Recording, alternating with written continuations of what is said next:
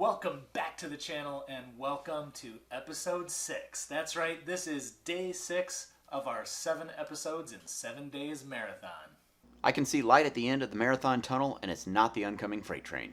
Yeah, I'm with you, Bruce, and I must say it has been an amazing experience creating so much content in such a short period of time. And I must say it has been rather challenging as well to manage that schedule. For certain, Keith. After all, we are dads of 6 between us and YouTube creators on the side. So I haven't even had a chance to review what it is we're talking about today. So, Bruce, why don't you tell us? Glad to, Keith. We're going to discuss whether you should purchase refurbished equipment or not. Wait, you're saying there's equipment we can buy that you just add water to? I think you're thinking of rehydrated, Keith. Nah, I'm just messing with you. So what you're talking about is purchasing equipment that the manufacturer has already fixed some kind of flaw, some kind of cosmetic flaw, or maybe a functional flaw that resulted from the original manufacturing process. You had me going there for a minute, Keith.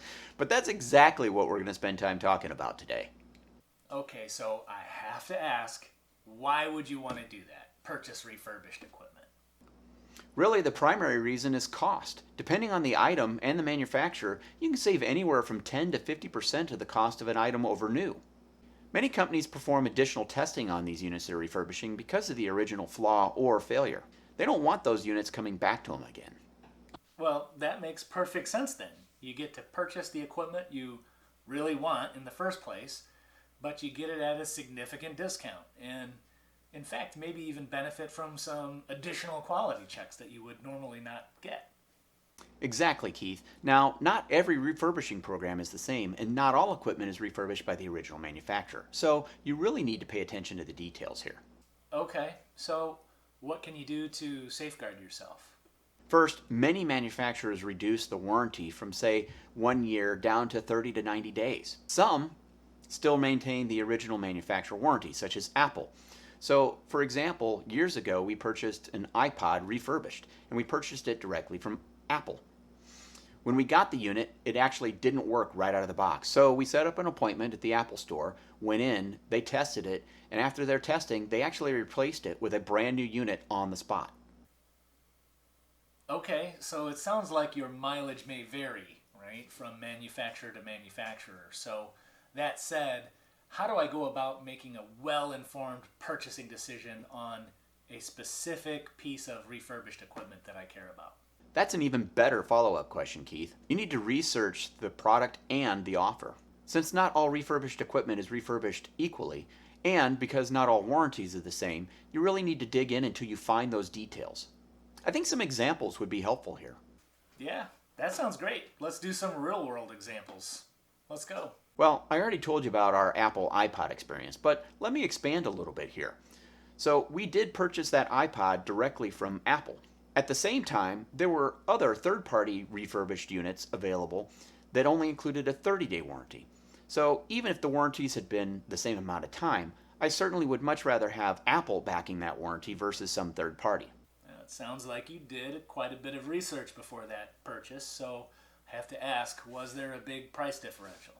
Actually, I don't recall the exact price difference between the third-party refurbished units and the ones that were refurbed and directly available from Apple, but I don't think the cost difference was very large, and certainly for a 30-day versus a 1-year warranty backed by Apple, the Apple purchase was an easy choice to make. Okay, so what else have you purchased? The HP laptop that I use for reading the script during video recording, as well as when I travel to edit video and photos, is another item I purchased last year. The laptop shipped with 16 gigs of memory and a 256 gig NVMe solid-state drive, as well as a 15.6-inch touchscreen display and 4-core 8th generation i7 processor. This was originally a $1,500 laptop that I got for just over $700. Now, it came with a 90-day HP warranty, and I chose not to extend the warranty. That's awesome. It sounds like you saved a lot of money on that laptop purchase. So in this instance, you did not purchase a warranty, right? Keith, I did choose not to extend the warranty. I still wonder if I should have or not. So far, knock on wood, I've gone over a year without any problems with the system. And generally speaking, with an item this expensive, I would normally recommend that you do get an extended warranty. But in this particular instance, Amazon didn't offer a third-party warranty, and so when I checked into the HP warranty, I found from the price perspective, it really wasn't a great value. So I rolled the dice. Okay, so it sounds like we need to pay attention to the details and exactly what type of warranty we're considering with a refurbished piece of equipment. So I don't know, is it really worth it? That's a great point. And to answer that question is really a personal one. Not everyone is going to want to do the research, read all the fine print, and take a chance that the equipment they get is going to end up being defective outside of the warranty period. It probably also depends on how much money you're spending and saving. The iPod I discussed, I considered zero risk. After all, it came with the original 1-year warranty. So if the worst case happened, which was it was defective out of the box, it was going to be covered, which it was. We were able to get years of service out of that particular device until my youngest daughter dropped it down the stairs. Yeah, so it sounds like the laptop, the 90-day warranty was a bit of a risk. You ended up buying that refurbished unit for less than half the cost. So I'm thinking, worst case scenario, even if you bought another refurbished unit for the same cost, you still would have ended up spending less than had you bought new in the first place. Keith, I think you've hit on exactly what I was ultimately thinking. Had a less expensive warranty been available, I probably would have purchased it. However, to be fair to HP, they were basing the warranty price on the original manufacturer cost of the item. So, what's your final verdict? For me, I definitely look to see if there are refurbished deals available when I'm looking for a new purchase. However, it's not an exclusive avenue for me to locate new equipment. So if I find a refurbished deal that I think is worthwhile, I'll definitely act on it. If not, I don't have a problem with buying new either. Kind of depends on how much money I'm planning on spending and how expensive the item is. I think for each person watching, it's a personal decision, and they have to decide and weigh the pros and cons that we've talked about today and figure out if it's something that's going to make sense for them or not.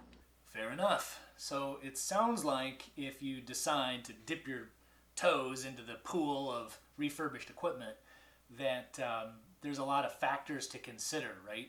For the refurbished equipment, who did the refurbishing, right? Was it the OEM themselves, or maybe it was a third party? And what about the new warranty? What are the terms and conditions on that, and when does that one expire, right? Sounds like there's a lot of factors to consider in the value equation. And speaking of equations, I could probably draw something. Keith, I think we get the idea without you drawing an equation. But we'll keep that as an option for a future episode down the road and make sure that we put those incredible equation drawing skills to good use. Okay, all right. I'm going to hold you to that. I think you're referring to episode 2, aren't you? Anyway, what a shame. I had the perfect equation in mind, too. Yes, I'm sure you absolutely did, Keith. I want to reinforce one point. If you do purchase an extended warranty for a piece of refurbished equipment, just make sure that the company that you're purchasing that warranty from is going to be around to honor it, right? So a warranty from a company that's not going to be there to honor it later is really worthless to you. And Keith, one thing I failed to do this entire episode so far is really ask your thoughts on refurbished equipment. Is it something that you'd now consider doing? And also, is it something that you've done in the past? Have you purchased any refurbished equipment? Yeah, well, thanks for asking. I really have not had much experience purchasing refurbished computer equipment or computing stuff. I guess I have purchased refurbished printer ink cartridges. That worked out well. I've purchased refurbished washers and dryers from a outlet store. That worked out pretty well. And I purchased a certified pre-owned vehicle, right? And that's also worked out pretty well. So I guess I've had positive experiences across the board. I just have never done it for computing equipment or even photography lenses or anything like that. And I probably should. So this episode is, helpful for me. It's giving me more confidence that I can go out and have positive experiences in those areas as well. Keith, thanks for sharing your insights and personal experiences on refurbished equipment. That's very helpful. Yeah, I have to say I found this topic for today's episode more interesting and a little bit deeper than I was originally expecting. Unlike this one, who found it exactly as uninteresting as she was expecting. But no, this is an interesting topic, and I think our first-time viewers and subscribers who have a large purchase coming up should really find this interesting. Well, I'm glad that you found value in our discussion and hope everyone else that's watching has as well. Speaking of subscribers and non-subscribers, don't your daughters have a message for them right about now? Keith, did you peek ahead in the script? You know I'm always prepared. So, why don't we let them chat with everybody for a second? Make sure you hit like, subscribe, and ring the bell for notification of new videos. Yeah, don't make me turn this YouTube channel around. Wow, who could argue with that? Wait, what was that? I was just subscribing to this channel and liking this video. Wait, where was that bell thing they were talking about? Oh, wait, there it is. Wait, you're just now subscribing to our channel and we're 6 episodes in? Hey, better late than never.